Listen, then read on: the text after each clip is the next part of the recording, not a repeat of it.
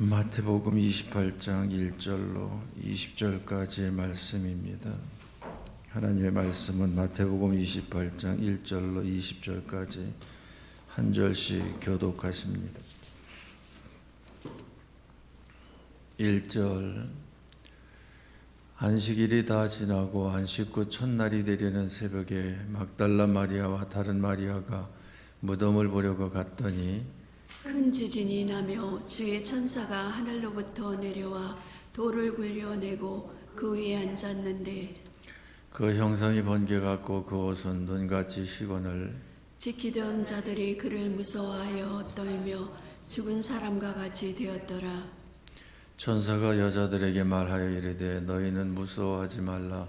십자가에 못 박히신 예수를 너희가 찾는 줄을 내가 아노라. 그가 여기 계시지 않고 그가 말씀하시던 대로 살아나셨느니라. 와서 그가 누우셨던 곳을 보라. 또 빨리 가서 그의 제자들에게 이르되 그가 죽은 자 가운데서 살아나셨고 너희보다 먼저 갈릴리로 가시나니 거기서 너희가 배우리라 하라. 보라 내가 너희에게 일렀느니라 하거늘. 그 여자들이 무서움과 큰 기쁨으로 빨리 무덤을 떠나 제자들에게 알리려고 다름질할세. 예수께서 그들을 만나 이르시되 평안하냐 하시거늘 여자들이 나아가 그 발을 붙잡고 경배하니 이에 예수께서 이르시되 무서워하지 말라. 가서 내 형제들에게 갈릴리로 가라 하라. 거기서 나를 보리라 하시니라. 여자들이 갈 때 경비병 중 몇이 성에 들어가 모든 된 일을 대제사장들에게 알리니 그들이 장로들과 함께 모여 의논하고 군인들에게 돈을 많이 주며 이르되 너희는 말하기를 그의 제자들이 밤에 와서 우리가 잘 때에 그를 도둑질하여 갔다 하라. 만일 이 말이 총독에게 들리면 우리가 권하여 너희로 근심하지 않게 하리라 하니 군인들이 돈을 받고 가르친 대로 하였으니 이 말이 오늘날까지 유대인 가운데 두루 퍼지니라. 11 제자가 갈릴리에 가서 예수께서 제시하신 자리에 이르러 예수를 배웠고 경배하나 아직도 의심하는 사람들이 있더라.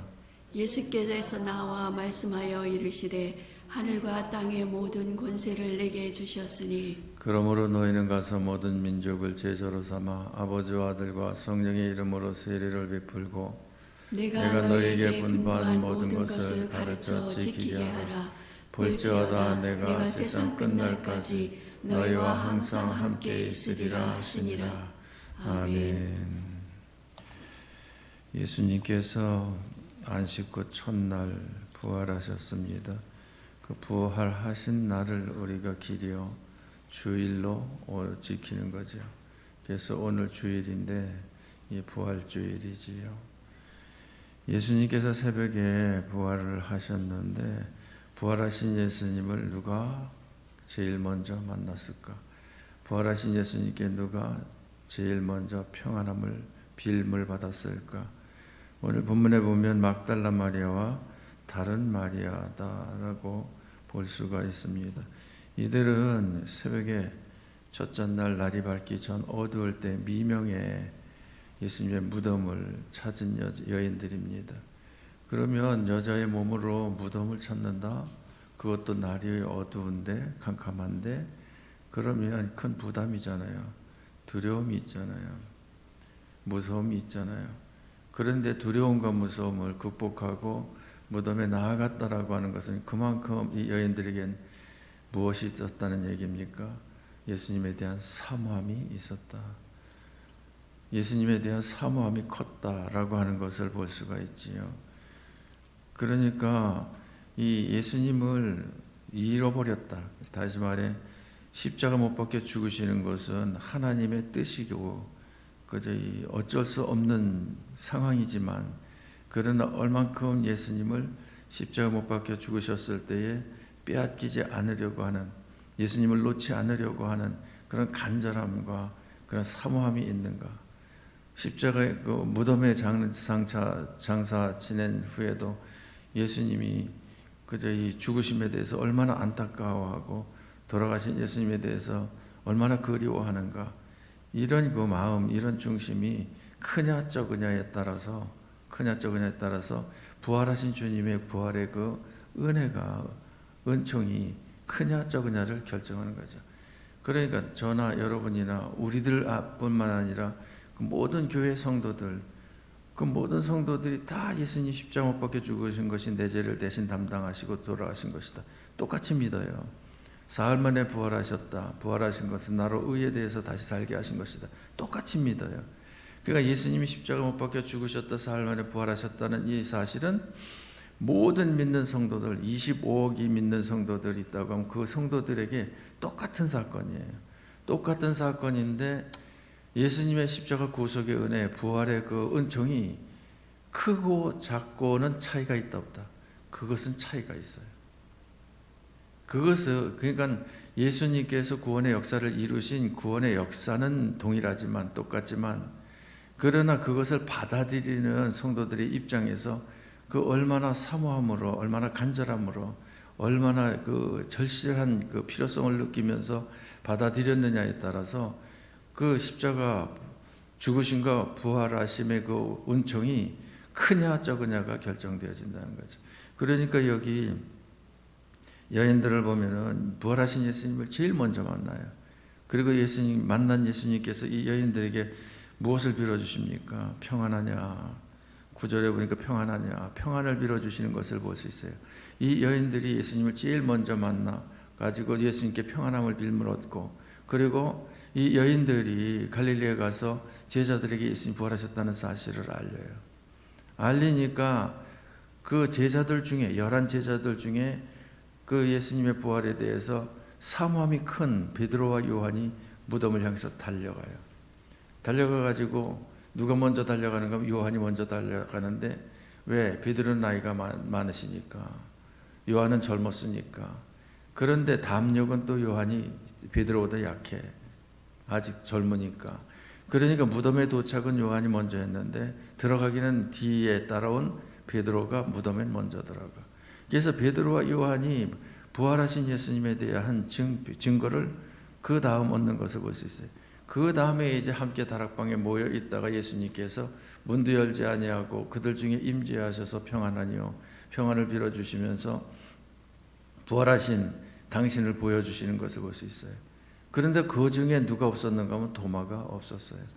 그래서 도마는 못자국에 손가락을 넣어보지 아니하고는 못 믿겠다라고 의심을 하죠. 그 의심하는 도마가 있을 때 예수님께서 나타나셔서 그 손자국에 그 못자국에 손가락으로 만져봐라. 그 옆구리에 손가락을 넣어봐라. 그건 못자국을 보여주시잖아요. 그래서 오늘 본문에서도 보면은 11 제자가 있었는데 그 제자 중에 무엇하는 사람도 있더라. 17절에 보니까 의심하는 사람도 있더라. 의심하는 사람이 누구였는가 하면 도마. 그런데 숫자는 몇 명이라 그러는가 하면 제자가 11명이다 그래요. 16절에 보니까 그 11 제자가 있었다라는 것은 뭐예요? 누가 탈락한 거예요? 가룟 유다가 탈락한 거죠. 가룟 유다가 탈락해서 11 제자고 11 제자 중에서 의심하는 사람도 있더라. 17절에 그 의심은 도마가 한 것이고 나머지 제자들은 이제 부활의 신앙을 가지고 있었던 것을 볼 수가 있습니다. 우리가 분명히 깨달아야 할 것은 빛은 빛을 만나면 더 밝은 빛이 되어져요.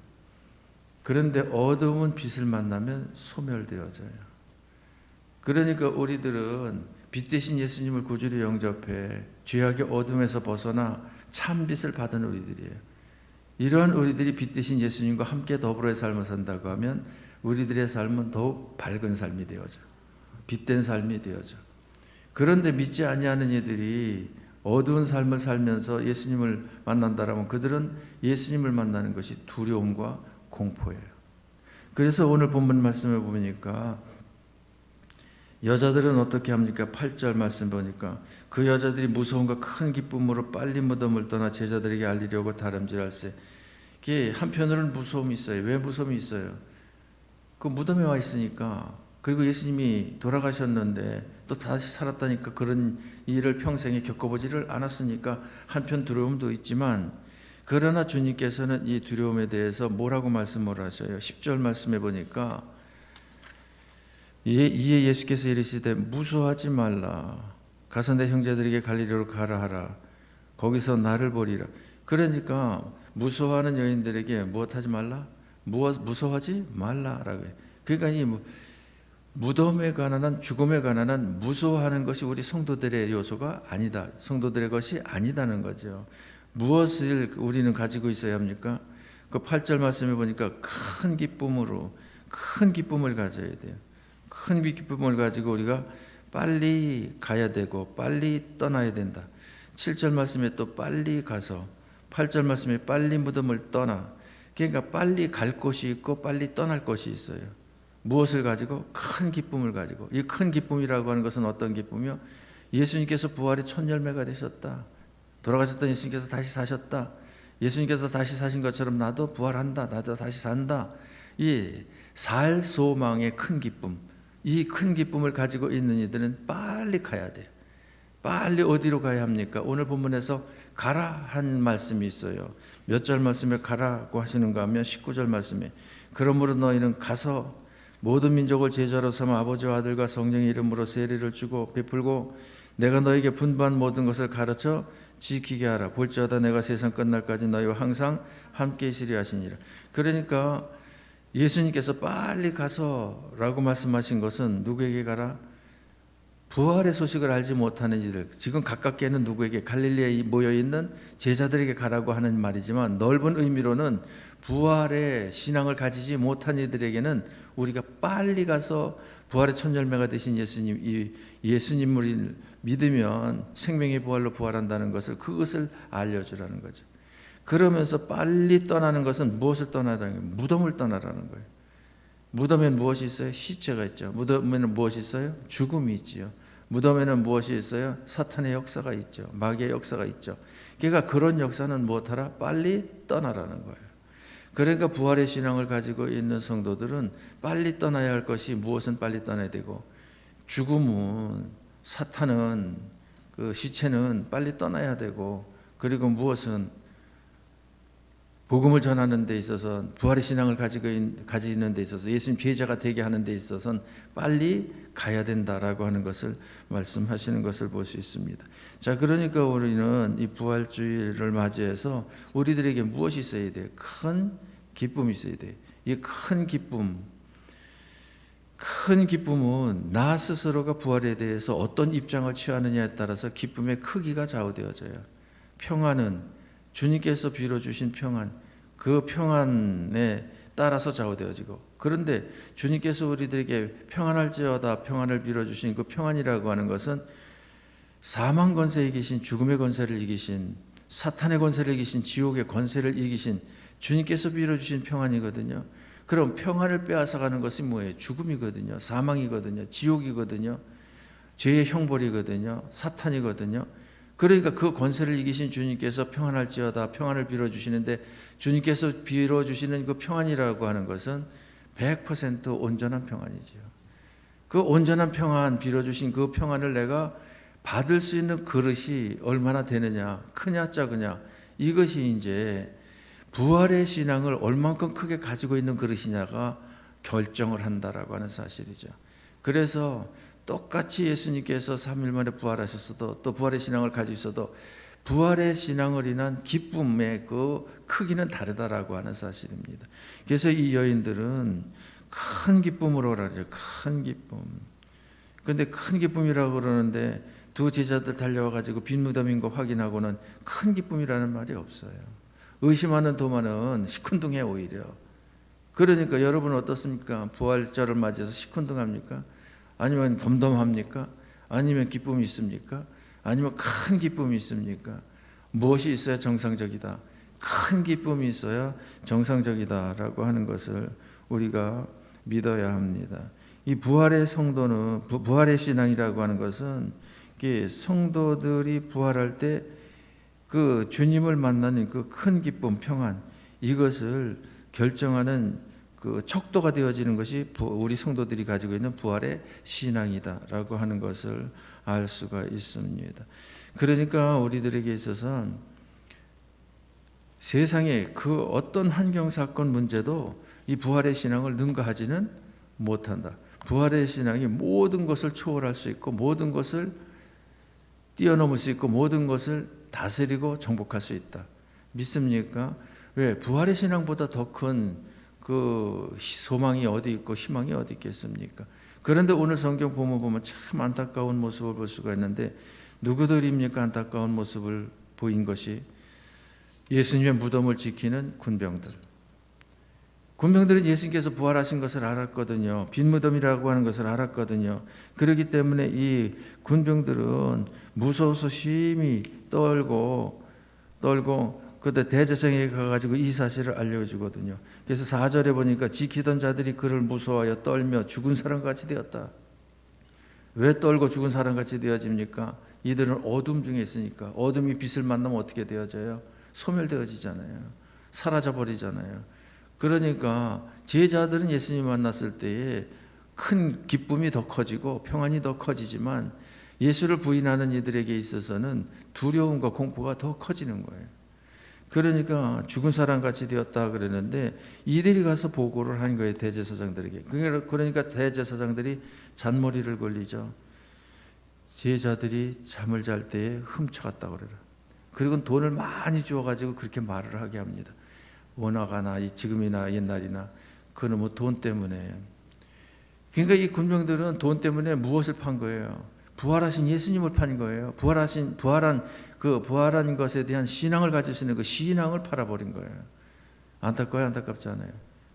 그 잠깐 있다 없어질 썩을 돈, 그것 때문에 부활의 신앙을 판다라고 하는 것은, 부활의 신앙이라는 것은 천국에서 영생복락 누리게 하는 신앙인데 너무나 안타까운 거잖아요. 그런데 참 말이 모순이 되어지는 것이 13절에 이르되 너희는 말하기를 그의 제자들이 밤에 와서 우리가 잘 때에 그를 도둑질하여 갔다라.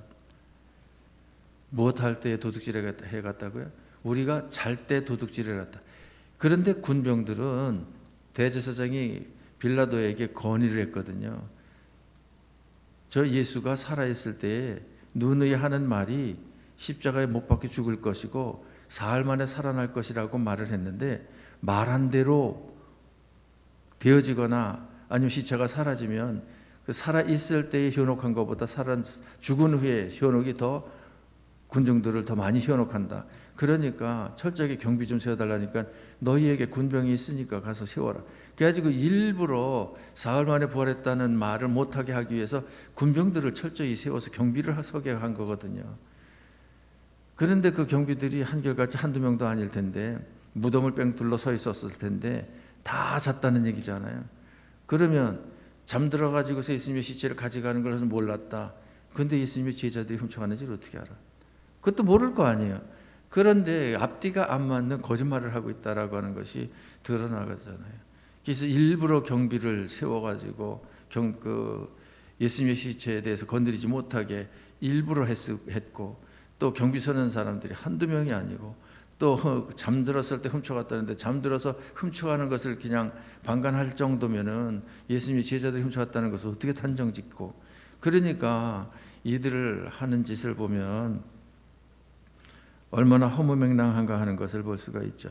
그러니까 믿지 아니하는 불신자들이 왜 안 믿는다, 부활이 어떻게 다시 사는 것이 어떻게 있을 수 있느냐라고 질문을 하는 그 질문에 대한 그 생각들을 보면은 그냥 엉뚱하고 그 이치에 맞지 아니하죠. 그러나 우리는 오늘 오전에도 이제 말씀을 나누겠습니다마는, 예수님께서 부활하신 것을 어떻게 증명할 수 있느냐, 우리가 부활한다는 것을 어떻게 증거할 수 있느냐, 그것을 확실한 증거를 우리는 가지고 붙잡고 신앙생활을 하거든요.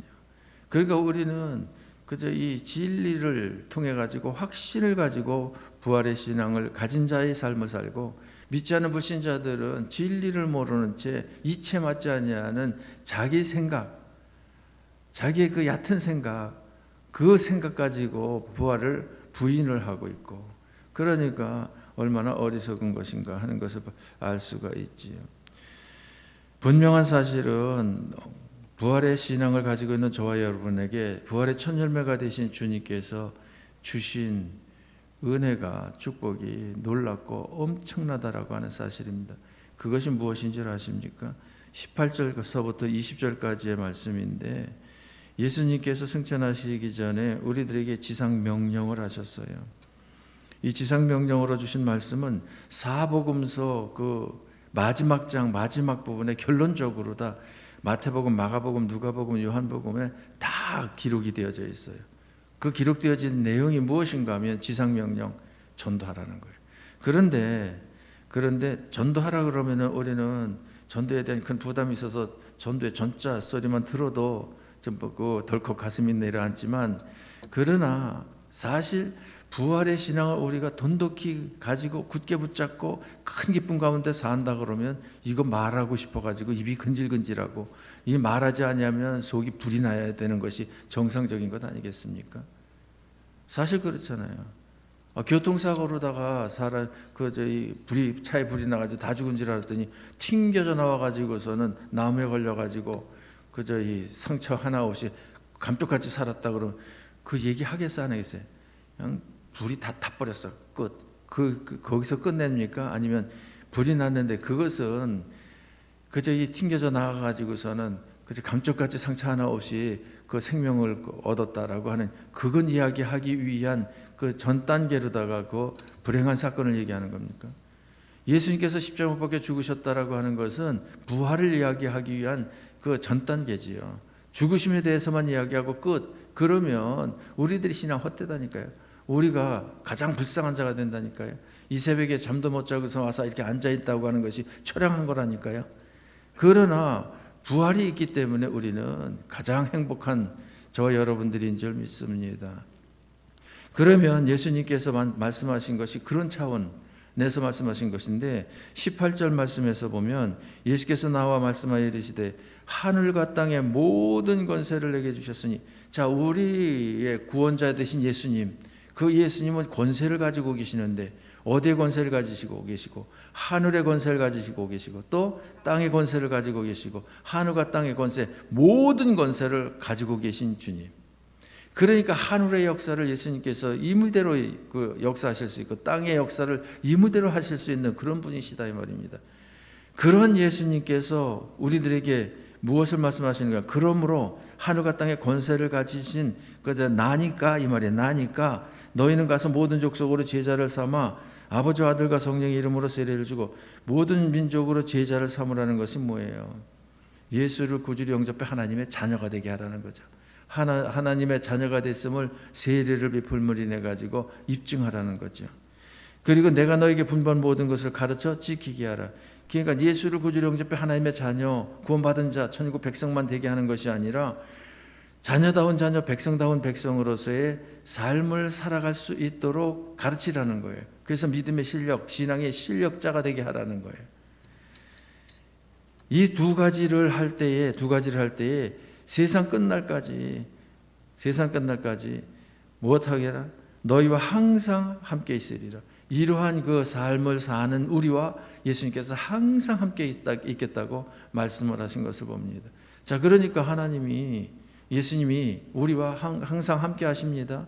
함께 하시는데, 함께 하시는 예수님께서 좋아하시는 것은 무엇을 좋아하셔요? 제자를 삼고 제자를 가르치는 것. 이것을. 그러니까 교회가 그 목적을 위해서 설립되어진 거고, 그 목적 달성을 위해서 활동하는 것이 교회 아닙니까? 그래서 우리 진일교회는 38년 동안 그 사명을 감당해 온 거고, 앞으로도 예수님 재림하실 때까지 그 사명 감당할 것이고, 그 과정에서 주님께서 하늘의 권세를 가지고 함께 가셨고 땅의 권세를 가지고 함께 하셨기에 이와 같이 오늘날의 이 진일교회 모습이 여러분의 모습이 되어진 줄 믿습니다. 그래서 예수님께서 이것이 마지막 유언의 말씀인데, 그저 승천하시기 전에 하신 말씀인데, 이 말씀을 우리가 마음에 새기고 그저 부활의 돈독하고 독실한 신앙을 가진 자다웠기에 이 신앙을 가지지 못한 이들에게 이 신앙을 나누어주는, 이 부활의 신앙을 소유하게 해주는 여러분이 되셔서 여러분 때문에 가족들이, 여러분 때문에 이웃들이 큰 기쁨을 가지고 부활의 신앙 가지고 승리의 삶을 멋지게 살아 할렐루야 하나님께 영광 돌리는 역사를 이루는 금년 부활절이 되시기를 주님의 이름으로 축복합니다.